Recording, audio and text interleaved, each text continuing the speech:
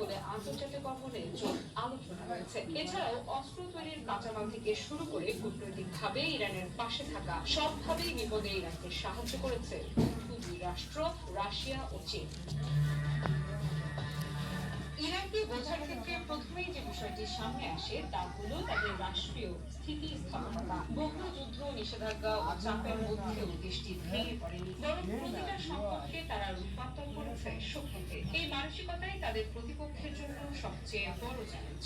কিন্তু শুধু অভ্যন্তরীণ শক্তিই নয়, ইরানের কূটনৈতিক অবস্থানও সময়ের সঙ্গে আরো জটিল ও কার্যকর হয়েছে। এখন আন্তর্জাতিক অঙ্গনে আলোচনায় সবচেয়ে বেশি যে বিষয়টি সামনে আসে তা হলো ইরানের কৌশলগত মিত্রতা, বিশেষ করে রাশিয়া এবং চীন।